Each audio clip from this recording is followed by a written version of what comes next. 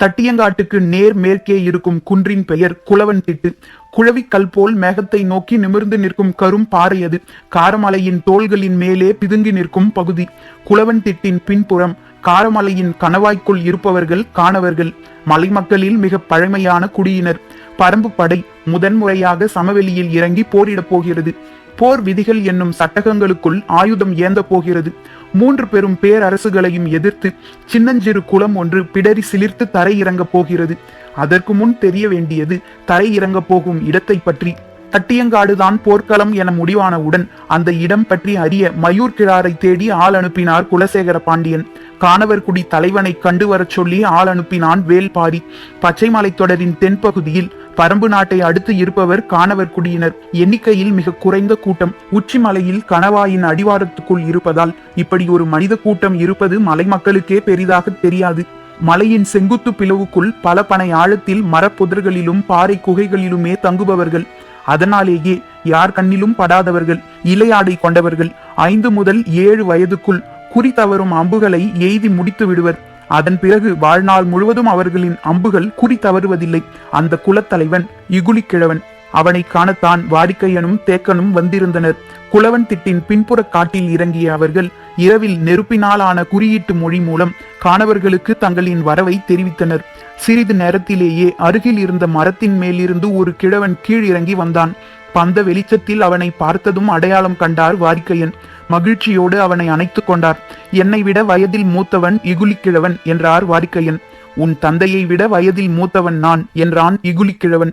இருவரும் சிறுவனிடம் விளக்குவதைப் போல தேக்கனிடம் விளக்கினர். தந்தை என்ற சொல்லை சொல்லிய போது இகுலிக்கிழவனின் முகத்தில் எல்லல் மிகுந்த சிரிப்பு ஓடியது.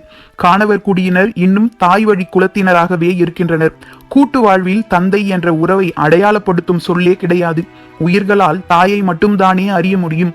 பறவைகளுக்கோ விலங்குகளுக்கோ அல்லது வேறு எந்த ஓர் உயிரினத்துக்கோ இல்லாத பழக்கத்தை வேளிர் குடியினர் கொண்டிருப்பது கானவர் குடிக்கு வியப்பாகவும் கேலிக்குரிய ஒன்றாகவும் இருந்தது. அதன் பொருட்டே வேளிர் குடியினரை வேற்று மனிதர்களாக பார்ப்பர். ஆனாலும் கானவர் குடியோடு நல்லுறவோடு இருந்தனர் வேளிர் குடியினர். நீண்ட காலத்துக்கு பிறகு காண்பதால் பலவற்றை பேசிவிட்டு இறுதியாக போர் நிலம் பற்றி கேட்டார் வாரிக்கையன். இகுலிக்கிழவன் கேட்டான். தட்டியங்காடுதான் போர்க்களம் என்று முடிவெடுத்தவன் யார்? எதிரிகளின் தரப்பைச் சேர்ந்த கோல் சொல்லி என்றான் தேக்கன். ஏன் இந்த நிலத்தை தேர்வு செய்தான்? போரிடும் இரு தரப்பு எல்லைக்குள்ளும் இல்லாத நிலமாக இருக்க வேண்டும் என்பதற்காக இதை தேர்வு செய்ததாக சொன்னான். மனிதர்கள் மனிதர்களுக்குரிய இடத்தில் தானே போரிட வேண்டும். இந்த இடத்தில் எப்படி போரிட முடியும்? ஏன் இது மனிதர்களுக்குரிய இடம் இல்லையா? மனிதர்களுக்கு மட்டுமன்று, விலங்குகளுக்குரிய இடமும் அன்று. செங்காவி நிற ஓணானை தவிர வேறு எந்த உயிரினமும் அங்கு வாழாது. சற்றே அதிர்ச்சியோடு என்ன காரணம் என கேட்டான் தேக்கன். கருமணலும் ஈக்கி மணலும் நிறைந்த நிலத்தில் எந்த உயிரினமும் வாழ முடியாது. அந்த நிலத்தில் 10 அடி தொலைவுக்கு பாம்பு ஊர்ந்து சென்றால் அதன் அடிவயிறு கிழிந்து செத்துப்போகும் என்றான். வாரிக்கையனும் தேக்கனும் திகைப்போடு அவனை கவனித்துக் கொண்டிருந்தனர். பாம்புக்கே இதுதான் நிலை என்றால் மற்ற உயிர்களை பற்றி சொல்ல வேண்டுமா என்ன? மண்ணுக்குள் வாழும் கரையான்களுக்கு மட்டுமே அது தாய் நிலம். வேறு எந்த உயிரினமும் வாழ முடியாது என்றான் இகுலிக்கிழவன். மரம் செடி கொடிகள் கூட இல்லையே, ஏன்? அதற்கு அந்த நிலம் காரணம் அல்ல, எங்களின் தெய்வம்தான் காரணம். உங்களின் தெய்வம் அந்த நிலத்தை என்ன செய்தது? இகுலிக்கிழவன் பின்புறம் திரும்பி காரமலையின் உச்சியில் இருந்த பிளவை காட்டினான். அந்த பிளவை கணவாய் என்போம். அந்த கணவாய்க்கு பின்புறம்தான் எங்களின் தெய்வங்களான கொம்மனும் கொம்மையும் இருக்கிறார்கள். அவர்கள் கோபமடையும் போது வாய் திறந்து ஊதுகின்றனர். ஆண் தெய்வமான கொம்மன் ஊதும் போது வெளிவருவது காற்று. பெண் தெய்வமான கொம்மை ஊதும் போது வருவது காற்றி. ஆணின் குணமேறிய காற்று குளவன் திட்டின் வலது புறமாக இறங்கி தட்டியங்காட்டு மண்ணை சீவி எடுத்துக்கொண்டு போகும். பெண்ணின் குணமேறிய காற்றி குளவன் திட்டின் இடது புறமாக இறங்கி உருட்டி எடுத்துக்கொண்டு போகும். அதனால்தான் தட்டியங்காட்டில் எந்த மரமும் செடியும் நிலைப்பதில்லை. எல்லாவற்றையும் காற்றும் காற்றியும் பீத்து கொண்டு போய்விடுகின்றன. புற்று மட்டும்தான், அதுவும் 1 முழம் உயரத்துக்கு மட்டுமே நிலை கொள்ள முடியும். அதற்கு மேலே உயர்ந்தால் அதையும் அழித்துவிடும். மலை உச்சியிலிருந்து பாய்ந்து வரும் நீரின் வேகத்தில் கற்கள் அடிபட்டு சிதைந்து கூழாங்கற்களாகவும் மணலாகவும் மாறுவதை பார்த்திருப்பீர்கள். ஆனால் காற்றின் தாக்குதலால் பாறைகள் உடைந்து செதில் செதிலாக சீவப்பட்டு ஈக்கி மணலாகவும் கருமணலாகவும் மாறுவதை இங்கு மட்டும்தான் பார்க்க முடியும். ஈக்கி மணல் என்பது உடைப்பட்டு கிடக்கும் அம்பு போன்றது என்றான் இகுலிக்கிழவன். வாரிக்கையனும் தேக்கனும் வியப்பு நீங்காமல் கேட்டுக்கொண்டிருந்தனர். நடுப்பகலுக்கு பிறகு அந்த நிலத்தில் வெக்கை தாழ முடியாது. கருமணலில் பட்டு காற்று கருகும். கருகிய புகை மேலெழ உடலில் இருக்கும் நீரெல்லாம் வற்றி வறண்டு வீழ்வான் மனிதன் என்றான் இகுலிக்கிழவன். கொலை நிலம் என்பதன் பொருள் அந்த நிலத்துக்கே முழுமையாக பொருந்தும். ஆனாலும் அந்த நிலத்தில் போரிட்டு வெல்வது எப்படி என சிந்தித்தபடியே கேட்டுக்கொண்டிருந்தனர். பொழுதாகிக் கொண்டிருந்தது. தட்டியங்காட்டை பற்றி தெரிந்து கொண்ட செய்தியின் அடிப்படையில் ஆயத்த வேலைகளை உடனே செய்ய வேண்டும். இரளிமேட்டில் அனைவரும் நமக்காக காத்திருப்பர் என கருதி இருவரும் புறப்பட்டனர். அவர்களை வழியனுப்ப காணவர்குடி எல்லை வரை இகுலிக்கிழவன் உடன் வந்தான். கும்மிருட்டில் தங்களின் நிலப்பாதையை மற்றவர்கள் அறிந்திராதபடிதான் எல்லா பாதைகளும் இருக்கின்றன. அவர்களின் தேவை அறிந்து குறுக்கு வழியில் விரைவாக அழைத்து வந்தான் இகுலிக்கிழவன். வரும் வழியில் இருந்த ஆச்சை மரம் ஒன்றை கடக்கும் போது இகுலிக்கிழவன் நின்று விட்டான். ஏன் நிற்கிறான் என பின்னால் வந்த இருவரும் அந்த இடத்தை உற்று பார்த்த போது மரப்புதருக்குள் இரு கண்கள் மட்டும் தெரிந்தன. என்னவென உற்று பார்த்தனர். பெருங்கிழவி ஒருத்தி உள்ளே உட்கார்ந்திருந்தாள். வந்துள்ளதன் காரணத்தை கேட்டாள். சாமேட்டில் போரிடப் போவதற்காக கேட்க வந்துள்ளனர் என்றான் இகுலிக்கிழவன். சாமேட்டிலா என்று வியப்போடு கேட்டாள் முதுகிழவி. ஆம் என இகுலிக்கிழவன் சொல்ல முதுகிழவி தானியங்களை உருட்டுவதைப் போல எதையோ சொன்னாள். விடை பெற்று வரும் வழியில் இகுலிக்கிழவன் சொன்னான், உங்களுக்கு வெற்றி கிட்டட்டும் என்றாள். இது என்ன, அந்த இடத்துக்கு புது பெயரை சொன்னாய் என கேட்டார் வாரிகையன். அங்கேதான் சாவு பறவை முட்டையிடும். அந்த பறவையை அங்கு வைத்துதான் வேட்டையாடுவோம். எனவே அந்த இடத்தை சாமேடு என்றுதான் நாங்கள் கூறுவோம் என்றான். சாவு பறவையா? அது என்ன பறவை என கேட்டான் தேக்கன். அதை கண்டால் உயிரினம் எல்லாம் அலருமே, கன நேரத்தில் கழுத்தை வெட்டி எடுத்துக்கொண்டு காற்றில் பறக்குமே எனச் சொல்லி இரு கைகளையும் விரித்து தலையை முன் தள்ளியபடி சொன்னான். அப்போதுதான் வாரிக்கையனுக்கு தோன்றியது, காக்கா விரிச்சியை சொல்கிறான் கிழவன் என்று. அதை நினைத்த கணத்தில் உடல் நடுங்கி மீண்டது. எந்த உயிரினத்துக்கும் அதன் சாவை காட்டும் பறவை என்பதால் அதை சாவு பறவை என்கின்றனர் என எண்ணிக்கொண்டிருக்கும் போதே பதறி கேட்டான் தேக்கன். அதை வேட்டையாடுவீர்களா? ஆம் என தலையாட்டினான் இகுலிக்கிழவன். நீங்கள் சொல்லும் அந்த நிலம் முழுவதும் எந்த பறவையும் பறந்து கடக்காது. ஏனென்றால் சாவு பறவை அங்குதான் குதம் எரிய முட்டையிடும். பிறகு வெறி கொண்டு குளவன் திட்டை நோக்கித்தான் மேலேறி வரும். அதன் அப்போதைய தேவை பசி அன்று, எரிச்சல் மிகுந்த கோபம். எனவே கணவாய்க்குள் மனிதர்கள் இருப்பதால் வெட்டி சரிக்க உள்ளே இறங்கும். கண்ணில் சிக்குபவர்களின் தலைகளை எல்லாம் காற்றில் சரிக்கும். அதனால்தான் எங்கள் காணவர் கூட்டம் ஆதியிலே தழைக்காமல் சிறுத்து போனது. கவலை தோய்ந்த குரலில் சொன்னான் கிழவன். கேட்டுக்கொண்டிருப்பது மனிதர்கள் சம்பந்தப்பட்ட கதையல்ல, மனிதனால் நம்பவே முடியாத கதை. எனவே இமை மூடாமல் கவனித்தனர் இருவரும். இகுலிக்கிழவன் சொல்லி முடித்ததும் தேக்கன் கேட்டான், அதை எப்படி வேட்டையாடுவீர்கள்? எங்கள் தெய்வத்தின் துணையோடு. இருவரும் பேச்சின்றி கிழவனை பார்த்தனர். சாவு பறவை முட்டையிட்ட பிறகு குளவன் திட்டை நோக்கித்தான் மேலேறி வரும். நாங்கள் குளவன் திட்டின் மேலே ஆயத்த நிலையில் இருப்போம். எங்களின் தெய்வங்கள் காற்றையும் காற்றியையும் ஊதி அனுப்புவர். அவர்கள் ஊதும் நேரம் அறிந்து நாங்கள் வில்லடிப்போம்.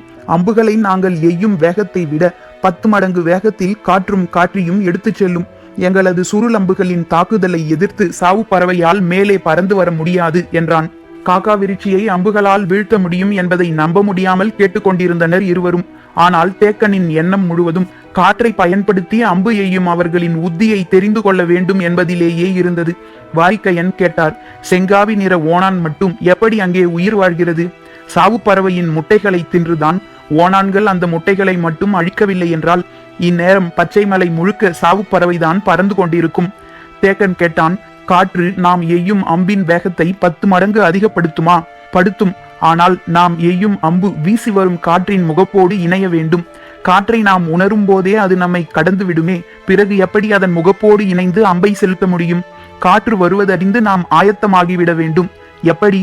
குளவன் திட்டின் உச்சியில் குகை ஒன்று இருக்கிறது. அதில் விளக்கேற்றுவோம். கணவாயினுள் காற்று வரப்போவதற்கு முன்னர் அந்த விளக்கின் சுடர் வலதுபுறம் நோக்கி சாய்ந்து எரியும். காற்றி வருவதாக இருந்தால் இடதுபுறம் நோக்கி சாய்ந்து படபடத்து எரியும்.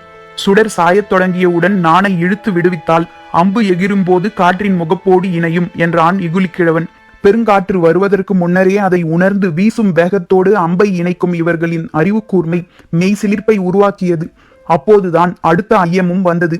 அம்பு சுருள் வடிவில் இருந்தால் எப்படி காற்றில் ஏகிச் செல்லும்? திசை மாறி விழுந்து விடுமே. மறுமொழியின்றி அமைதியாக வந்தான் இகுலிக்கிழவன். இருட்டில் ஒடுக்கு பாதையில் கவனமாக வர வேண்டும். அதை கடந்தவுடன் சொன்னான், காணவர்குடியின் தனித்த அடையாளம் அது. எனவே மற்றவர்களோடு அதை பகிர்ந்து கொள்ள மாட்டோம். குல சமூகங்களின் ஆதி ஆற்றல்கள் எல்லாம் இப்படியோர் இறுதி முடிச்சுக்குள் சிக்குண்டு விடுகின்றன. மிக தேர்ந்த மனிதர்களால் மட்டுமே சிக்கல் நிறைந்த இந்த முடிச்சுகளை கழற்ற முடியும். பேச்சை எப்படி தொடர்வது என்பதறியாமல் திகைத்தபடி இருந்தான் தேக்கன். இவ்வளவு நேரம் பேச்சின்றி வந்த வாரிக்கையன் கேட்டார், செங்காவி நிற ஓணான்கள் இல்லை என்றால் சாவு பறவையின் எண்ணிக்கை அதிகமாகிவிடும் அல்லவா? அதில் என்ன ஐயம்? நம் தலைக்கு மேல் வேறு எந்த பறவையும் பறக்காது என்றான் இகுலிக்கிழவன். கேள்வி கேட்ட பிறகு அமைதியாக வந்தார் வாரிக்கையன். சிறிது நேரத்துக்கு பிறகு, ஏன் இதை கேட்டீர்கள் என்றான் இகுலிக்கிழவன்.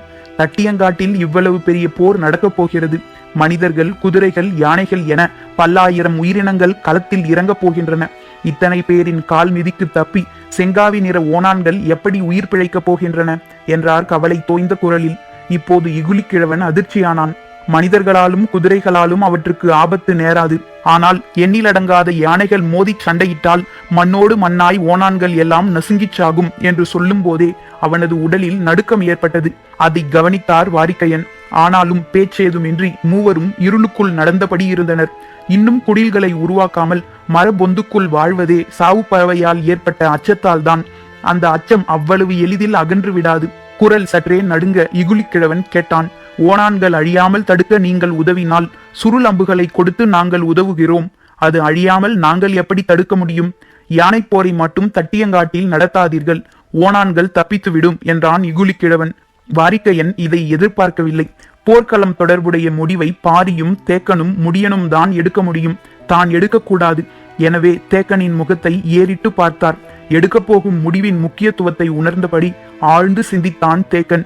சரி, யானை போரை தட்டியங்காட்டில் நடத்தாமல் தவிர்க்கிறோம் என்று வாக்களித்தான். இகுலிக்கிழவன் மகிழ்ந்து நன்றி சொன்னான்.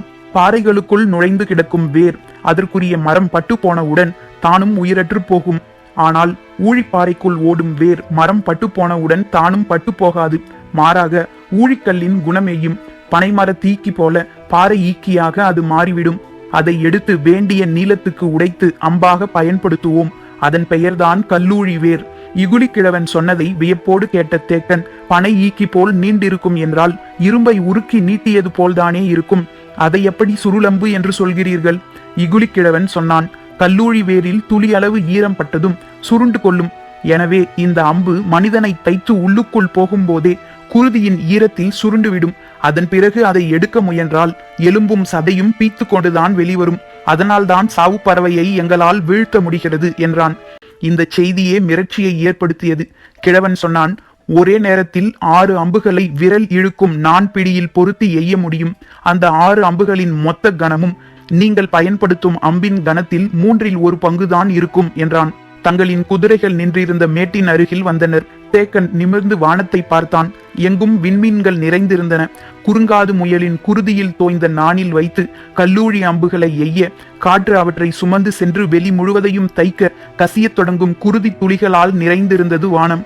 உங்களுக்கு தேவையான அம்புகள் அனைத்தும் நாளை அதிகாலை கிடைக்கும் என்றான் இகுலிக்கிழவன். மிகுந்த நன்றியோடு வணங்கிவிட்டு இருவரும் குதிரையில் ஏறினர். புறப்படுகிறவர்களை பார்த்து இகுலிக்கிழவன் சொன்னான், அழித்தொழிக்கப்படும் உயிரினம் எதுவும் சமவெளியில் இருந்து மலை மேல் ஏறவிடக்கூடாது. நள்ளிரவுக்கு முன்பே இரளிமேட்டுக்கு வந்து சேர்ந்தனர் வாரிக்கையனும் தேக்கனும். அவர்களின் வரவை எல்லோரும் எதிர்பார்த்திருந்தனர். முரியன் ஆசானிடம் வெக்கை நிறைந்த அந்த நிலத்தின் தன்மையை விளக்கினான் தேக்கன். நடுப்பகலுக்கு பிறகு வீரர்கள் யாராலும் நீரின்றி அந்த நிலத்தில் நிற்க முடியாது என்று இகுலிக்கிழவன் சொன்னதை கூறினான்.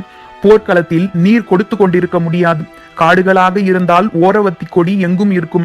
மேலும் கீழும் ஒரே நேரத்தில் வெட்டினால் 1 முழக் கொடியில் 3 ஆள் குடிக்கும் அளவுக்கு நீர் இருக்கும். ஆனால் சமவெளி நிலத்தில் என்ன செய்வது என சிந்தித்த முரியன் ஆசான் நீர்வேலி படற்கொடிகளை வெட்டி வரச் சொன்னான். வெட்டி எடுக்க இரவோடு இரவாக ஆள்கள் போயினர். நாகத்தரட்டிலிருந்து படை வீரர்கள் அனைவரும் குளவன் திட்டின் அடிவாரத்துக்கு இடம்பெயர்ந்து கொண்டிருந்தனர். பாரியிடம் கல்லூழி வேரை பற்றி வாரிக்கையன் சொன்னார். இப்படியோர் அம்பு இருக்கிறதா என்று வியந்தான் பாரி. கருமணல், ஈக்கி மணல் ஆகியவற்றின் தன்மை என்ன என்று கேட்டான். இகுலிக்கிழவன் சொன்னதை விளக்கி கூறினார் வாரிக்கையன். மணல் ஈக்கிகளை நம்முடைய ஆயுதமாக மாற்றுவது எப்படி என்பதை பற்றி சிந்தித்தான் பாரி. இகுலிக்கிழவன் சொன்ன ஒவ்வொரு சொல்லில் இருந்தும் காக்கும் மருந்தை முரியனாசானும் தாக்கும் ஆயுதத்தை வேல்பாரியும் உருவாக்கத் தொடங்கினர். அவர்களுக்கு கிடைத்ததெனவோ நள்ளிரவு கழிந்த மிச்ச பொழுதுதான். ஆனாலும் அவர்களால் அதை செயல்படுத்த முடிந்தது. புதிய ஒன்று கிடைக்கிறது என்ற மகிழ்வே ஆற்றலை பல மடங்கு பெருக்கும். பரம்பின் ஆற்றல் பல்கி பெருகிக் கொண்டிருந்தது. களப்போர் என்பது பரம்புக்கு புதிது. தாக்குதல் மட்டுமன்று, ஒருங்கிணைப்பும் ஒத்திசைவும் மிக முக்கியம். அதை உருவாக்க புதிதாக செய்ய வேண்டியது என்ன என்பதே பாரியின் சிந்தனையாக இருந்தது. நள்ளிரவு கடக்கும் முன்னே கருங்கைவாணன் முழு திட்டமிடலையும் முடித்திருந்தான். வால்படையின் தளபதி சாகலைவனிடம் 12 சேனை வரையர்கள் இருந்தனர். ஒவ்வொரு சேனை வரையனும் தனக்கு கீழ் 12 சேனை முதலிகளை கொண்டிருந்தான். ஒவ்வொரு சேனை முதலியின் கீழும் 200 படை வீரர்கள் இருந்தனர். போர் என்பது பயிற்சி பெற்ற வீரர்களின் களம். எந்த ஒரு தாக்குதலையும் ஒழுங்குமுறைக்குள் கொண்டு வரும்போது இயல்பிலேயே அதன் ஆற்றல் பன்மடங்கு பெருகி நிற்கும். வேந்தர் படையின் வலிமையே போர்க்கள செயல்பாட்டில் அது கொண்டிருக்கும் இணையற்ற அனுபவம்தான். ஒவ்வொரு சேனை முதலியும் தனித்த முரசங்களையும் பதாகைகளையும் கொண்டிருந்தனர்.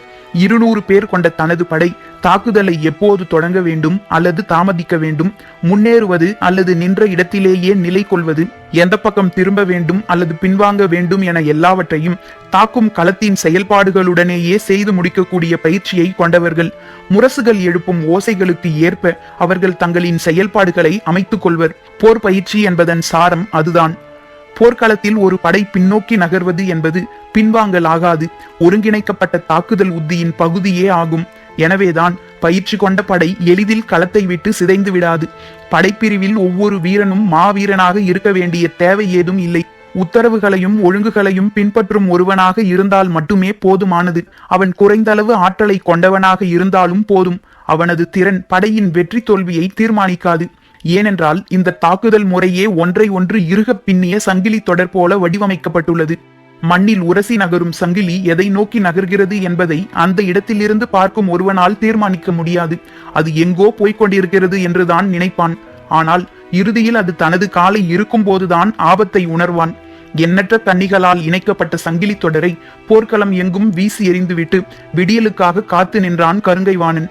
5 தளபதிகளும் 60 சேனை வரையன்களும் 720 சேனை முதலிகளும் அவர்களின் கீழ் இயங்கும் எண்ணிலடங்கா வீரர்களும் பெருஞ்சங்கிலி தொடரின் கன்னிகளாக இறுக பொருத்தப்பட்டிருந்தனர். மொத்த படையின் அசைவுகளையும் தன் உத்தரவுகளால் துல்லியமாக இயக்கக்கூடியவனாக நிலை கொண்டிருந்தான் கருங்கைவாணன். பொழுது விடிந்தது. தட்டியங்காட்டுக்குள் திசைவேழரின் தேர் வந்து நின்றது. நாழிகை வட்டில் வைக்கப்பட்டிருந்த பரன் மீது ஏறினார் திசைவேழர். இரு பக்கங்களிலும் நின்றிருந்த அவரின் மாணவர்கள் அவர் மேலேறுவதற்கு உதவி செய்தனர். பரன் மேலேறி நின்று பார்த்தார். நேர் எதிரே கதிரவன் சுடர் வீசி மேலெழுந்தான். செந்நிற கீற்றுகளின் நிறம் மாறிக்கொண்டிருந்தது. கதிரவனுடைய ஒளி கைகளின் நிறம் பார்த்தே நாழிகையை சொல்ல முடியும் அவரால். கண்களை மூடி இரு கைகளை குவித்து கதிரவனை வணங்கினார். தலையை மெல்ல திருப்பி படைகளை பார்த்தார். அவரின் பார்வை விளிம்புக்கு அப்பாலும் பெருகி கிடந்தது வேந்தர் படை. மூஞ்சலில் தனது கூடாரத்தில் அமர்ந்திருந்தார் குலசேகர பாண்டியன். அவரது பார்வையில் விரிக்கப்பட்ட தோல் வரைபடத்தில் தட்டியங்காட்டு பரப்பு முழுவதும் குறியீடுகளால் நிரம்பி இருந்தது. 3 மெய்க்காவலர்களும் 2 சேனை வரையர்களும் உடன் நின்று கொண்டிருந்தனர். படைப்பிரிவின் எல்லா நகர்வுகளும் முன் தீர்மானிக்கப்பட்டவையாக இருந்தன. இந்த நிலம் இதுவரை கண்டிராத பெரும் படையின் தாக்குதலை வரைபடத்தை பார்த்தபடி குலசேகர பாண்டியன் உச்சரிக்கும் சொற்களே தீர்மானித்தன. அவர் சொல்லப்போகும் சொற்கள் கருங்கைவாணனை சென்றடைய எத்தனை இமைப்பொழுதுகள் ஆகும் என்பதை கணித்திருந்தான் தலைமை கணியன் அந்துவன். புதிய அமைச்சன் ஆதிநந்தி வலதுபுறமும் அந்துவன் இடதுபுறமும் நிற்க வரைபடத்தை உற்று கவனித்தபடி இருந்தார் குலசேகர பாண்டியன். இந்த போருக்காக பாண்டிய நாட்டின் முதற் படைப்பிரிவு இங்கு வந்து ஓராண்டு ஆகப் போகிறது. இவ்வளவு நெடிய காலம் காத்திருந்து திட்டமிட்டு மூவேந்தர்களையும் அணி சேர்த்து வலிமையை கூட்டி மலையை விட்டு கீழிறங்கி வர வாய்ப்பே இல்லை என்று சொல்லப்பட்ட பாரியை சமதளத்தில் இறங்கி போரிடும் சூழலை உருவாக்கியதே குலசேகர பாண்டியனின் பெரு வெற்றியாக சொல்லப்பட்டது. வெற்றி புகழுரைகள் அவன் செவிகளில் எதிரொலித்துக் கொண்டே இருந்தன.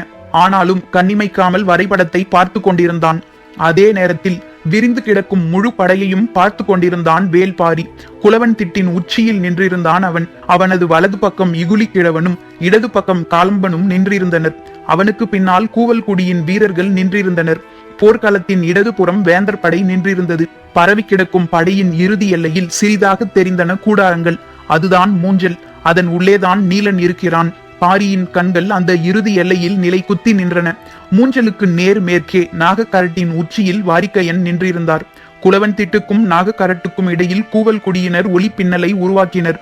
பெரும் மலைத்தொடர்களையே துல்லியமான ஒளி குறிப்புகளால் இணைக்கக்கூடிய அவர்களுக்கு சில காத தொலைவு கொண்ட இந்த இடைவெளி ஒரு பொருட்டாகவே தெரியவில்லை. குலவன் திட்டிலிருந்து நாகக்கரடு வரை அணிவகுத்து நிற்கும் வேந்தர் படையின் தன்மையை உற்று பார்த்து கொண்டிருந்தான் வேல்பாரி. பரன்மேல் நின்றிருந்த திசைவேழர் நாழிகை வட்டிலை உற்று பார்த்தபடி இருந்தார். அவரது திசை நோக்கி நீண்டு கிடந்த நாழிகை கோலின் நிழல் சிறிது சிறிதாக உள்வாங்கியது. அவர் கண்களை சுருக்கி பார்த்தபடி இருந்தார். பரப்பப்பட்ட மணலில் துகள்களுக்கு இடையே ஏறி இறங்கி பின்வாங்கிக் கொண்டிருந்தது நிழல். 5ஆம் நாழிகையை குறிக்கும் கோட்டை நோக்கி சுருங்கி உள்ளிழுத்து வந்து சேர்ந்தது. மஞ்சள் பூசிய கருநிழல் சிறு கோட்டை தொட்டதும் இமைப்பொழுதும் இடைவெளியின்றி கையை உயர்த்தினார். அவரின் கை அசைந்த போது முரசுகளின் பேரொலி எங்கும் எதிரொலித்தது. இரு புறங்களிலும் நிற்கும் எண்ணற்ற பரன்களிலிருந்து முரசொலி எழுந்த போது நிலமெங்கும் இருந்து வெடித்து கிளம்பியது வீரர்களின் பேரோசை. தட்டியங்காட்டு போர் தொடங்கியது. பரம்பின் குரல் ஒலிக்கும்.